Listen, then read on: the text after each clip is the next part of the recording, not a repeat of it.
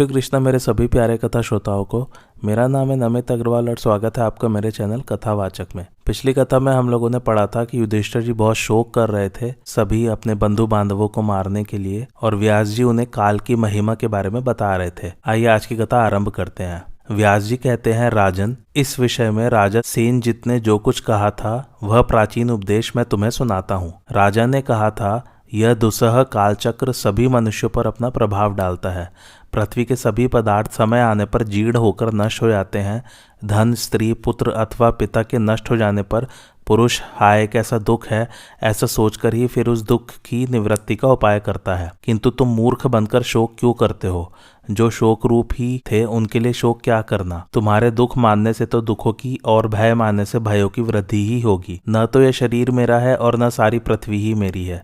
यह जैसी मेरी है वैसे ही और सबकी भी है। ऐसी दृष्टि रखने से जीव कभी मुंह में नहीं फंसता। शोक के हजारों स्थान है और हर्ष के भी सैकड़ों अवसर है, किंतु उनका प्रभाव रोज रोज मूर्खों पर ही पड़ता है, विद्वानों पर नहीं। संसार में तो केवल दुख ही है, सुख तो है ही नहीं।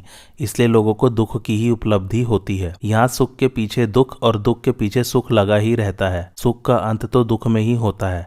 कभी कभी दुख से भी सुख की प्राप्ति हो जाती है।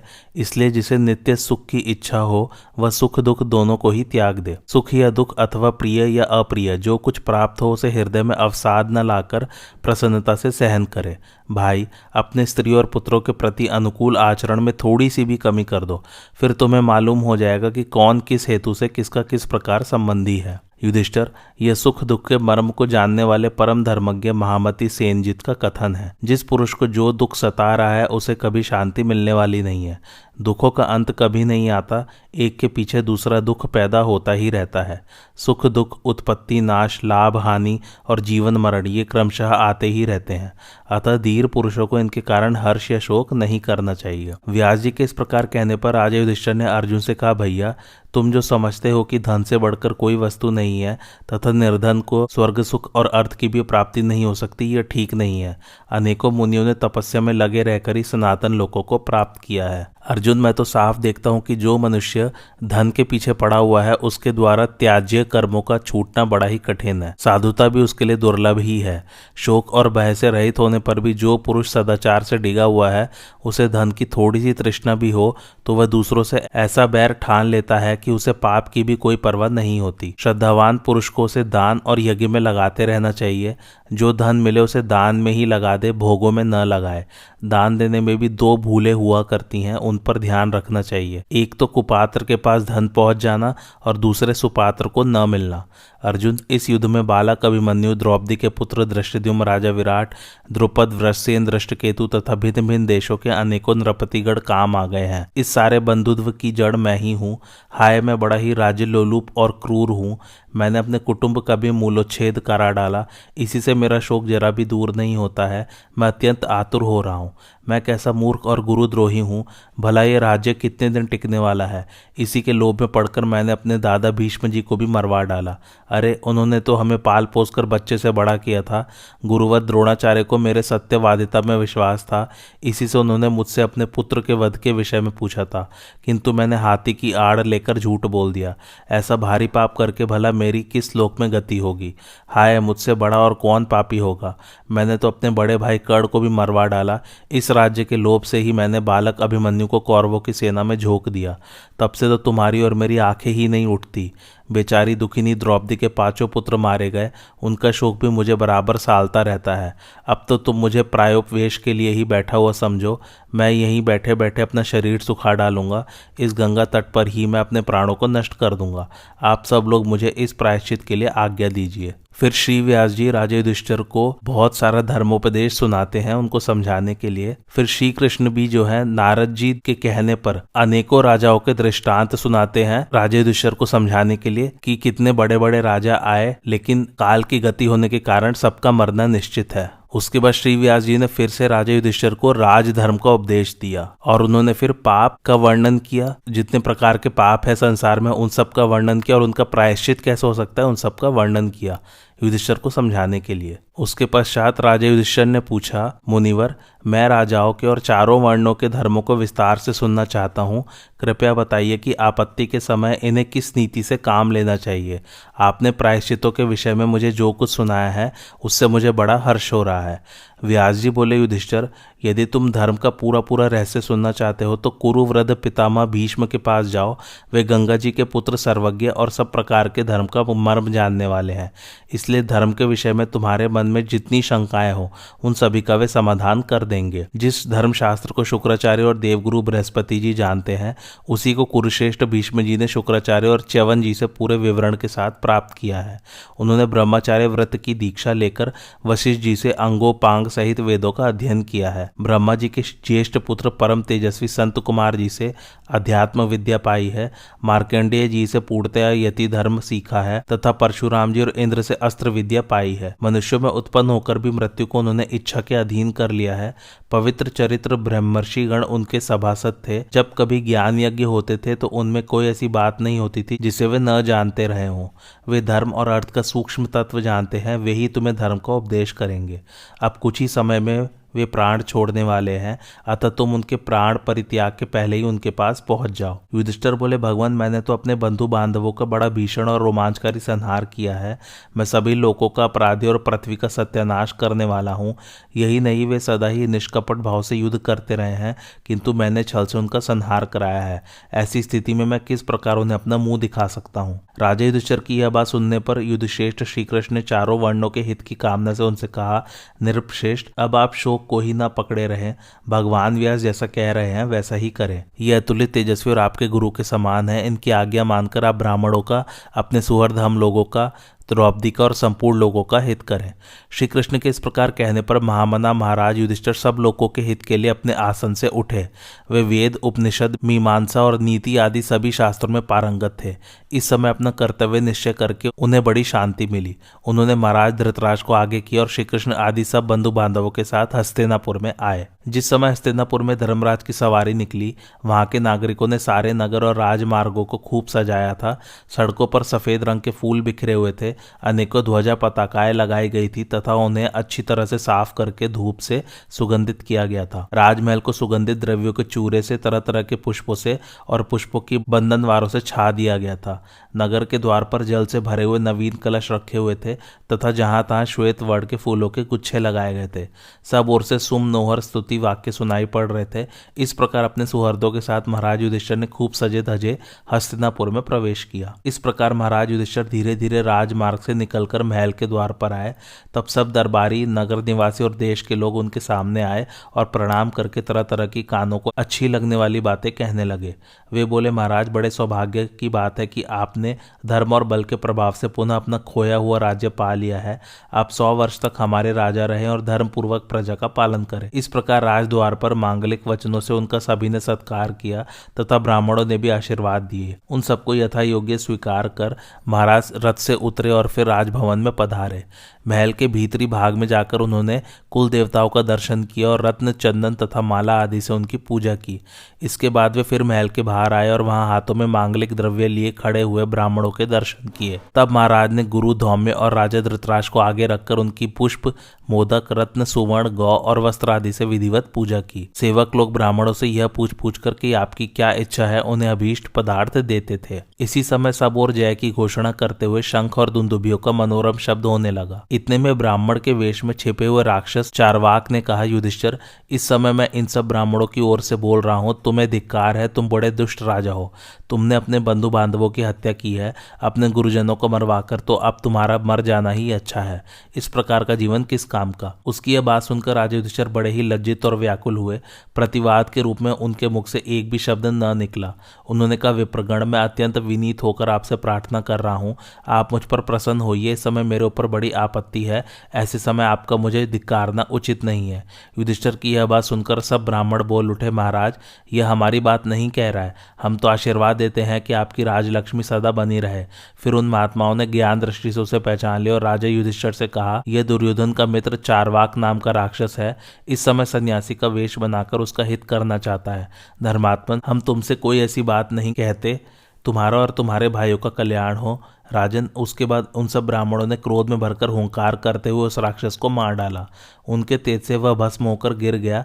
राजा ने उन सबकी पूजा की। वे उनका अभिनंदन करते हुए वहां से विदा हुए। इससे महाराज युधिष्ठिर और उनके संबंधियों को भी बड़ी प्रसन्नता हुई। अब महाराज युधिष्ठिर रोष और संताप से मुक्त होकर पूर्व की ओर मुख करके सुवर्ण के सुंदर सिंहासन पर विराजमान हुए। उन्हीं की ओर मुख करके एक चमचमाते हुए सोने के सिंहासन पर सात्यकी और श्री कृष्ण बैठे तथा महाराज के दोनों ओर 2 मणिमय पीठों पर भीमसेन और अर्जुन सुशोभित हुए। एक और सुवर्ण जटित हाथी दांत के आसन पर नकुल और सहदेव के सहित माता कुंती बैठी। इसी प्रकार कौरवों के पुरोहित सुधर्मा, विदुर, धौम्य और कुरुराज धृतराज भी अलग अलग सुंदर सिंहासन पर विराजमान हुए। जहां महाराज धृतराज थे उधर ही युयुत्सु, संजय और गांधारी ने भी आसन लगाया। अब भगवान श्री कृष्ण खड़े हुए और उन्होंने 5 जने शंख में जल भरकर धर्मराज का अभिषेक किया। फिर उन्हीं के कहने से राजर्षि धृतराष्ट्र तथा सब दरबारियों ने भी 5 जने के द्वारा ही उनको अभिषिक्त किया। अभिषेक होते ही नकारों और नफीरों का शब्द होने लगा। महाराज ने धर्मानुसार प्रजा की सब भेंटें स्वीकार की और उसे बहुत से पुरस्कार देकर सम्मानित किया। इसके बाद उन्होंने ब्राह्मणों से स्वस्ति वाचन कराकर उन्हें हजारों मोहरें दक्षिणा में दी। ब्राह्मणों ने प्रसन्न होकर उन्हें मंगल हो, जय हो ऐसा कहकर आशीर्वाद दिया। फिर उन्होंने महाराज की प्रशंसा करते हुए कहा, राजन, बड़े भाग्य की बात है कि आपको विजय प्राप्त हुई। आप अपने पराक्रम से धर्म की रक्षा करने में समर्थ हुए। यह प्रजा का सौभाग्य ही था कि आप, भीमसेन, अर्जुन और नकुल सहदेव अब तक सकुशल रहे। अब आप शीघ्र ही भावी कार्यक्रम को अपने हाथ में ले। इसके बाद समागत सज्जनों ने धर्मराज युधिष्ठिर का सत्कार किया और उन्होंने अपने संबंधियों के सहयोग से उस विशाल साम्राज्य का भार अपने हाथों में ले लिया। प्रजा के अभिनंदन का उत्तर देते हुए महाराज युधिष्ठिर ने कहा, महाराज धृतराष्ट्र मेरे पिता हैं। हमारे लिए ये इष्ट देव के समान है। जो लोग मेरा प्रिय करना चाहे उन्हें इनकी आज्ञा में रहना चाहिए और इन्हें जो कुछ अच्छा लगे वही करना चाहिए। मेरा भी प्रधान कर्तव्य सर्वदा सावधानी से इनकी सेवा करना ही है। यदि आप लोग मेरे ऊपर कोई कृपा करना चाहते हैं तो मैं यही भिक्षा मांगता हूं कि इनके प्रति पहले ही के समान सम्मान का भाव रखें। मेरे, आपके और सारी पृथ्वी के स्वामी यही हैं। यह सारा राष्ट्र और पांडव लोग इन्हीं के हैं। आप सब लोग मेरी यह प्रार्थना हृदय से स्वीकार करें। इसके बाद कुरुराज युधिष्ठिर ने सभी पूर्ववासियों और देशवासियों को विदा किया तथा भीमसेन को युवराज बनाया। महामती विदुर जी को राजकाज संबंधी सलाह देने का, निश्चय करने का तथा संधि, विग्रह, प्रस्थान, स्थिति, आश्रय और द्वैधी भाव, इन 6 बातों को निर्णय करने का अधिकार सौंपा। क्या काम करना है और क्या नहीं करना, इसका विचार तथा आय व्यय का निश्चय करने के कार्य पर उन्होंने सर्वगुण संपन्न वयोवृद्ध संजय को नियुक्त किया। सेना की गणना करना, उसे भोजन और वेतन देना तथा उसके काम की देखभाल करना उन्होंने नकुल के जिम्मे किया। शत्रु के देश पर चढ़ाई करने तथा दुष्टों को दमन करने के काम पर अर्जुन की नियुक्ति की। ब्राह्मण और देवताओं के काम पर तथा पुरोहिती के दूसरे कामों पर महर्षि धौम्य नियुक्त हुए। सहदेव को अपने साथ रखा। उनको सब समय राजा की रक्षा का काम सौंपा गया। राजा ने जिन जिन लोगों को जिस जिस काम के योग्य समझा उनको उसी कार्य पर नियुक्त किया। उन्होंने विदुर, संजय और युयुत्सु से कहा, आप सब लोग सदा सावधान रहकर प्रतिदिन मेरे इन वृद्ध पिता राजा धृतराष्ट्र की सेवा करें। इनका जो भी काम हो उसे ठीक ठीक पूरा करना चाहिए। इस नगर और प्रांत में रहने वाले लोगों के भी जो कुछ कार्य हो उन्हें इन्हीं महाराज की आज्ञा लेकर पूर्ण करना चाहिए। तदंतर राजा युधिष्ठिर ने युद्ध में मरे हुए अपने कुटुंबियों के अलग अलग श्राद्ध करवाए। धृतराष्ट्र ने अपने पुत्रों के श्राद्ध में अन्न, धन, गाय तथा बहुमूल्य रत्न दान किए। स्वयं राजा युधिष्ठिर ने द्रौपदी को साथ लेकर द्रोण, कर्ण, धृष्टद्युम्न, अभिमन्यु, घटोत्कच, विराट आदि मित्र राजाओं तथा द्रुपद एवं द्रौपदी कुमारों का श्राद्ध किया। प्रत्येक के उद्देश्य से उन्होंने हजारों ब्राह्मणों को अलग अलग धन, रत्न, गौ एवं वस्त्र देकर संतुष्ट किया। इनके सिवा जिन राजाओं के कोई पुत्र आदि संबंधी जीवित नहीं थे उनका भी श्राद्ध संपन्न किया। जिनके पति और पुत्र रणभूमि में मारे गए थे, कुरुवंश की उन संपूर्ण स्त्रियों को वे बड़े सम्मान के साथ रखते और दयालु स्वभाव होने के कारण उनके भरण पोषण का सदा ख्याल रखते थे। दीन दुखियों, अंधों तथा अनाथों के रहने के लिए घर बनवाते और उन्हें भोजन एवं वस्त्र की भी सहायता देते थे। सबके साथ कोमलता का बर्ताव करते हुए वे सबके ऊपर कृपा रखते थे। युधिष्ठिर का राज्य अभिषेक हो जाने पर वे भगवान श्री कृष्ण से हाथ जोड़कर बोले, भगवान, आपकी ही कृपा, नीति, बल, बुद्धि और पराक्रम से मुझे अपने बाप दादों का यह राज्य प्राप्त हुआ है। कमल लोचन, मैं आपको बारंबार प्रणाम करता हूँ। पवित्र अंतःकरण वाले ब्राह्मण आपकी अनेकों नामों द्वारा स्तुति किया करते हैं। यह संपूर्ण विश्व आपकी लीला है, आप ही से इसकी उत्पत्ति हुई है और आप ही इसके आत्मा है। आपको सादर नमस्कार है। आप सर्वत्र व्यापक होने के कारण विष्णु और विजयी होने से जिष्णु कहलाते हैं। हरे, आप ही सच्चिदानंद स्वरूप श्री कृष्ण बैकुंठ धाम के अधिपति, बैकुंठ और क्षर अक्षर पुरुष से उत्तम पुरुषोत्तम है। भीष्म जी ने श्री कृष्ण की एक बहुत ही सुंदर स्तुति की है, उसको मैं आप लोगों के लिए पढ़ना चाहता हूँ। आप लोग भी पूजा में ऐसी स्तुति कर सकते हैं। भीष्म जी की स्तुति इस प्रकार है। भीष्म जी बोलते हैं, मैं श्री कृष्ण के आराधना की इच्छा से जिस वाणी का प्रयोग करना चाहता हूँ वह विस्तृत हो या संक्षिप्त, उसे सुनकर वे पुरुषोत्तम मुझ पर प्रसन्न हो, जो स्वतः शुद्ध हैं, जिनकी प्राप्ति का मार्ग भी सर्वथा शुद्ध है, जो सबसे विलक्षण हंस स्वरूप हैं और प्रजाओं का पालन करने वाले परमेष्ठी हैं, उन परमात्मा की मैं शरण लेता हूँ। संपूर्ण जगत को धारण करने वाले श्रीहरि पर ब्रह्मा परमात्मा है। उनका न आदि है न अंत, उन्हें न देवता जान पाते हैं न ऋषि, एकमात्र वे नारायण ही सबको जानते हैं। नारायण से ही ऋषि प्रकट हुए हैं। सिद्धों और बड़े बड़े नागों का भी उन्हीं से प्रादुर्भाव हुआ है। देवता और देवर्षि भी उनके विषय में इतना ही जानते हैं कि वे अविनाशी परमात्मा है, किंतु वे भगवान नारायण कौन है, कहाँ से आए हैं, इन बातों का यथार्थ ज्ञान देव, दानव, गंधर्व, यक्ष, राक्षस और सर्पों में से किसी को नहीं है। उन्हीं में संपूर्ण प्राणी स्थित होते हैं और उन्हीं में उनका लय होता है। जैसे डोरे में मन के पिरोए होते हैं, उसी प्रकार उन भूतेश्वर परमात्मा में संपूर्ण त्रिगुणात्मक भूत पिरोए हुए हैं। भगवान कभी नष्ट न होने वाले एक तने हुए लंबे सूत के समान है। उनमें यह कार्य कारण रूप जगत उसी प्रकार गुथा हुआ है जैसे सूत में माला। संपूर्ण विश्व उन्हीं के आधार पर टिका हुआ है, यह उन्हीं की रचना है। उन श्री हरि के हजारों मस्तक, हजारों पैर तथा हजारों नेत्र हैं, हजारों भुजाओं, हजारों मुकुटों तथा हजारों मुखों से वे देदीप्यमान रहते हैं। वे ही इस जगत के परम आधार हैं, उन्हीं को नारायण कहते हैं। वे सूक्ष्म से भी सूक्ष्म और स्थूल से भी स्थूल है, भारी से भारी और उत्तम से भी उत्तम है। वाक और अनुवाकों में, मंत्र और ब्राह्मणों में तथा कर्म और ब्रह्मा का प्रतिपादन करने वाले वाक्यों में जिस सत्य का प्रतिपादन किया गया है वह सत्कर्मा भगवान वासुदेव ही हैं। वे ही साम संज्ञक ऋचाओं के परमार्थ तत्व हैं। विशुद्ध अंतकरण में उनका नित्य निवास साक्षात्कार होता है। वे अपने भक्तों का सदा पालन करते रहते हैं। श्री कृष्ण बलभद्र, प्रद्युम्न एवं अनिरुद्ध, इन चार स्वरूपों में वे ही प्रकट होते हैं और भक्तजन उक्त चार दिव्य नामों से उन्हीं की पूजा किया करते हैं। भगवान वासुदेव की ही प्रसन्नता के लिए नित्य तप, नैतिक कर्म का अनुष्ठान किया जाता है। वे ही सबके भीतर विराजमान है। वे सबके आत्मा, सबको जानने वाले, सर्वस्वरूप एवं सबको उत्पन्न करने वाले हैं।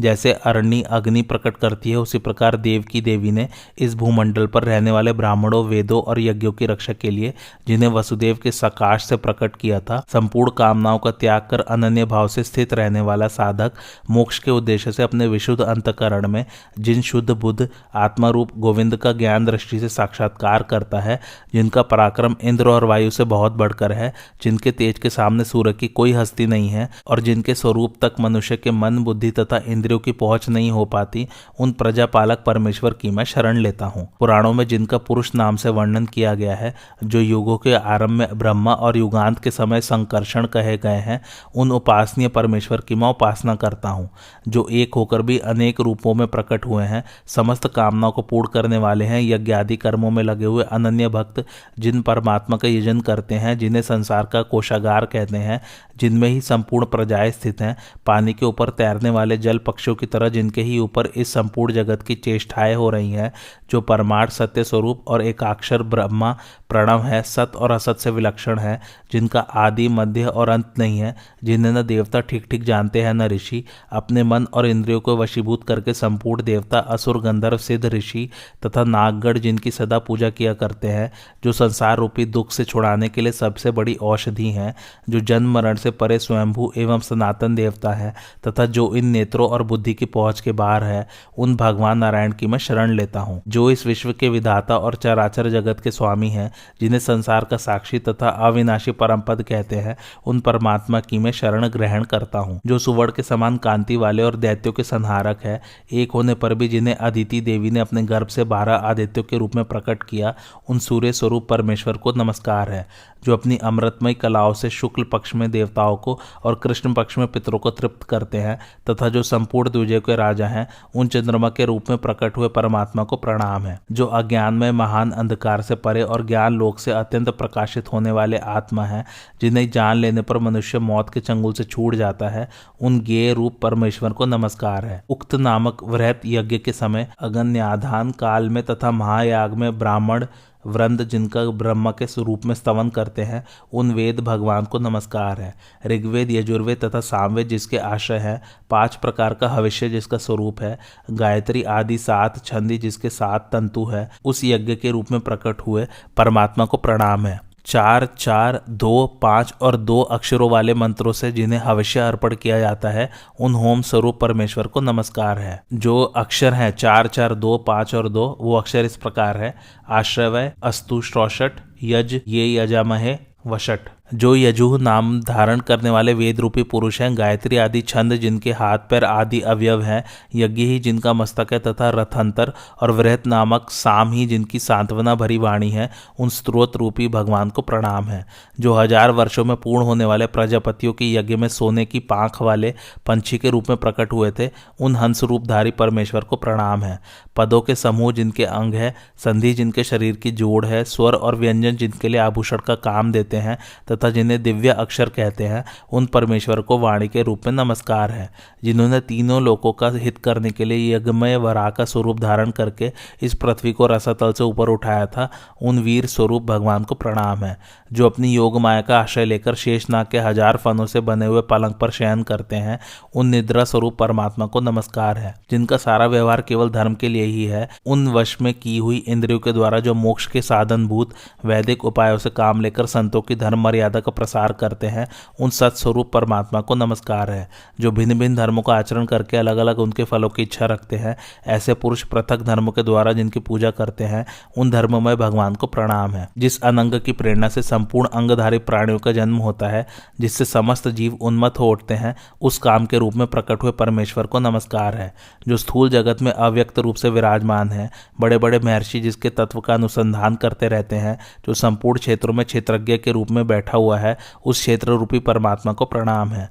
जो जागृत, स्वप्न और सुषुप्ति अवस्थाओं के भेद से त्रिविध प्रतीत होते हैं, गुणों के कार्यभूत 16 विकारों से आवृत होने पर भी अपने स्वरूप में ही स्थित हैं, सांख्य मत के अनुयायी जिन्हें उक्त 16 विकारों के साक्षी और उनसे निर्लिप्त 17वां तत्व पुरुष मानते हैं, उन सांख्य रूप परमात्मा को नमस्कार है। जो नींद को जीतकर प्राणों पर विजय पा चुके हैं और इंद्रियों को अपने वश में करके शुद्ध सत्व में स्थित हो गए हैं, वे निरंतर योगाभ्यास में लगे हुए योगीजन समाधि में जिनके ज्योतिर्मय स्वरूप का साक्षात्कार करते हैं, उन योगरूप परमात्मा को प्रणाम है। पाप और पुण्य का क्षय हो जाने पर पुनर्जन्म के भय से मुक्त हुए शांतचित्त सन्यासी जिन्हें प्राप्त करते हैं, उन मोक्ष रूप परमेश्वर को नमस्कार है। सृष्टि के 1000 युग बीतने पर प्रचंड ज्वालाओं से युक्त प्रलयकालीन अग्नि का रूप धारण कर जो संपूर्ण प्राणियों का संहार करते हैं, उन उग्र रूपधारी परमात्मा को प्रणाम है।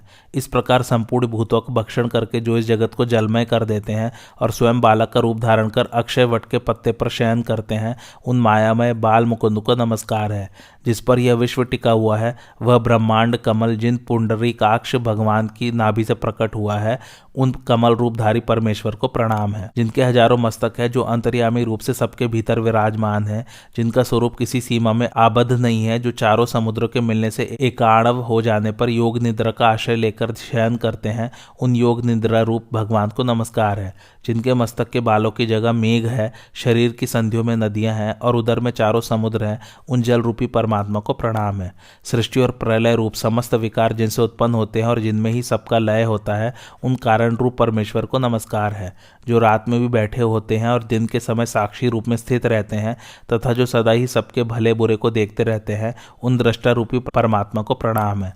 जिन्हें कोई भी काम करने में रुकावट नहीं होती, जो धर्म का काम करने को सर्वदा उद्यत रहते हैं तथा जो बैकुंठ धाम के स्वरूप हैं, उन कार्य रूप भगवान को नमस्कार है। जिन्होंने धर्मात्मा होकर भी क्रोध में भरकर धर्म के गौरव का उल्लंघन करने वाले क्षत्रिय समाज का युद्ध में 21 बार संहार किया, कठोरता का अभिनय करने वाले उन भगवान परशुराम को प्रणाम है।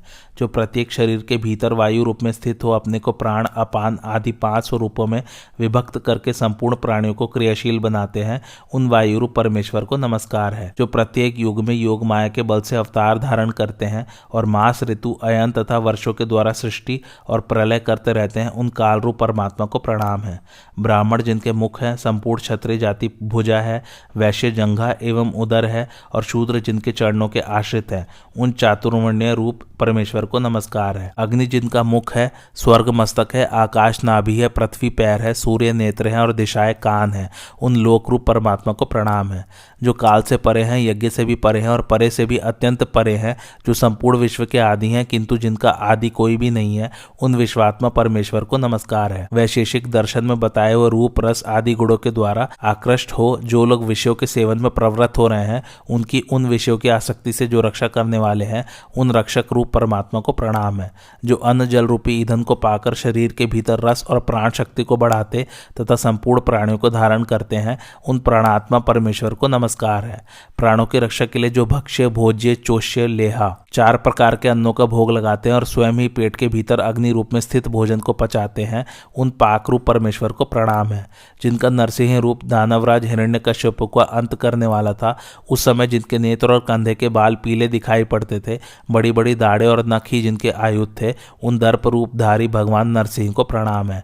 जिन्हें न देवता, न गंधर्व, न दैत्य और न दानव भी ठीक ठीक जान पाते हैं, उन सूक्ष्म स्वरूप परमात्मा को नमस्कार है। जो सर्वव्यापक भगवान श्रीमान अनंत नामक शेषनाग के रूप में रसातल में रहकर संपूर्ण जगत को अपने मस्तक पर धारण करते हैं, उन वीर रूप परमेश्वर को प्रणाम है।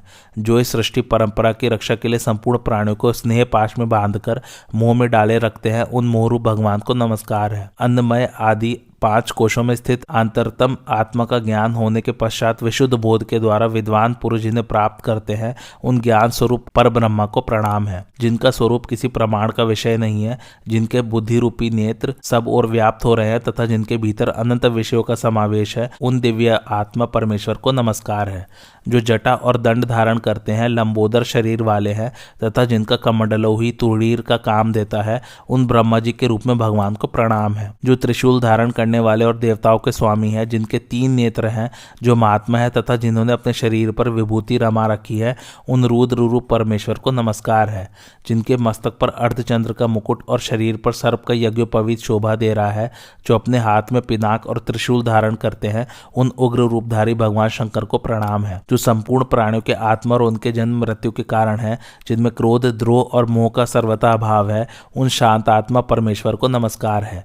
जिनके भीतर सब कुछ रहता है, जिनसे सब उत्पन्न होता है, जो स्वयं ही सर्वस्वरूप है, सब और व्यापक हो रहे हैं और सर्वमय है, उन सर्वात्मा को प्रणाम है। इस विश्व की रचना करने वाले परमेश्वर आपको प्रणाम है। विश्व के आत्मा और विश्व की उत्पत्ति के स्थानभूत जगदीश्वर आपको नमस्कार है। आप 5 भूतों से परे है और संपूर्ण प्राणियों के लिए मोक्ष स्वरूप ब्रह्मा है। तीनों लोकों में व्याप्त हुए आपको नमस्कार है। त्रिभुवन से परे रहने वाले आपको प्रणाम है। संपूर्ण दिशाओं में व्यापक आप प्रभु को नमस्कार है। आप सब पदार्थों से पूर्ण भंडार है। संसार की उत्पत्ति करने वाले अविनाशी भगवान विष्णु आपको नमस्कार है। ऋषिकेश आप सबके जन्मदाता और संहार करता है। आप किसी से पराजित नहीं होते। मैं तीनों लोकों में आपके दिव्य जन्म कर्म का रहस्य नहीं जान पाता। मैं तो तत्व दृष्टि से आपका जो सनातन रूप है उसी की ओर लक्ष्य रखता हूँ। स्वर्ग लोक आपके मस्तक से, पृथ्वी देवी आपके पैरों से और तीनों लोक आपके तीनों पगों से व्याप्त है। आप सनातन पुरुष हैं। दिशाएं आपकी भुजाएं, सूर्य आपके नेत्र और प्रजापति शुक्राचार्य आपके वीर है। आपने ही अत्यंत तेजस्वी वायु के रूप से ऊपर के 7 लोकों को व्याप्त कर रखा है, जिनकी कांति अलसी के फूल की तरह सावली है। शरीर पर पीतांबर शोभा देता है, जो अपने स्वरूप से कभी च्युत नहीं होते। उन भगवान गोविंद को जो लोग नमस्कार करते हैं उन्हें कभी भय नहीं होता। भगवान श्री कृष्ण को एक बार भी प्रणाम किया जाए तो वह 10 अश्वमेध यज्ञों के अंत में किए गए स्नान के समान फल देने वाला होता है। इसके सिवा प्रणाम में एक विशेषता है। 10 अश्वमेध करने वाले का तो पुनः इस संसार में जन्म होता है, किंतु श्री कृष्ण को प्रणाम करने वाला मनुष्य फिर भव बंधन में नहीं पड़ता। जिन्होंने श्री कृष्ण भजन का ही व्रत ले रखा है, जो श्री कृष्ण का निरंतर स्मरण करते हुए ही रात को सोते हैं और उन्हीं का स्मरण करते हुए सवेरे उठते हैं, वे श्री कृष्ण स्वरूप होकर उनमें इस तरह मिल जाते हैं जैसे मंत्र पढ़कर हवन किया हुआ घी अग्नि में मिल जाता है। जो नरक के भय से बचाने के लिए रक्षक ग्रह का निर्माण करने वाले और संसार रूपी सरिता की भंवर से पार उतारने के लिए काठ की नाव के समान है, उन भगवान विष्णु को नमस्कार है। जो ब्राह्मणों के प्रेमी तथा गौ और ब्राह्मणों के हितकारी हैं, जिनसे समस्त विश्व का कल्याण होता है, उन सच्चिदानंद स्वरूप भगवान गोविंद को प्रणाम है। हरि, ये 2 अक्षर दुर्गम पथ में संकट के समय प्राणों के लिए राह खर्च के समान है, संसार रूपी रोग से छुटकारा दिलाने के लिए औषध के तुल्य है तथा सब प्रकार के दुख शोक से उद्धार करने वाले हैं। जैसे सत्य विष्णुमय है, जैसे सारा संसार विष्णुमय है, जिस प्रकार सब कुछ विष्णुमय है, उस प्रकार इस सत्य के प्रभाव से मेरे सारे पाप नष्ट हो जाएं। देवताओं में श्रेष्ठ कमल नयन भगवान श्री कृष्ण, मैं आपका शरणागत भक्त हूँ और अभीष्ट गति को प्राप्त करना चाहता हूँ। जिसमें मेरा कल्याण हो वह आप ही सोचिए। जो विद्या और तप के जन्म स्थान है, जिनको दूसरा कोई जन्म देने वाला नहीं है, उन भगवान विष्णु का मैंने इस प्रकार वाणी रूप यज्ञ से पूजन किया है। इससे वे भगवान जनार्दन मुझ पर प्रसन्न हो। नारायण ही पर ब्रह्म है, नारायण ही परम तप है, नारायण ही सबसे बड़े देवता है और भगवान नारायण ही सदा सब कुछ है। इस प्रकार भीष्म जी ने भगवान की स्तुति की है। आज की कथा यही समाप्त होती है। कैसी लगे आप लोगों को मेरी कथा मुझे कमेंट करके जरूर बताइए और मेरे चैनल कथावाचक को लाइक शेयर और सब्सक्राइब जरूर कीजिए। Thanks for watching. धन्यवाद।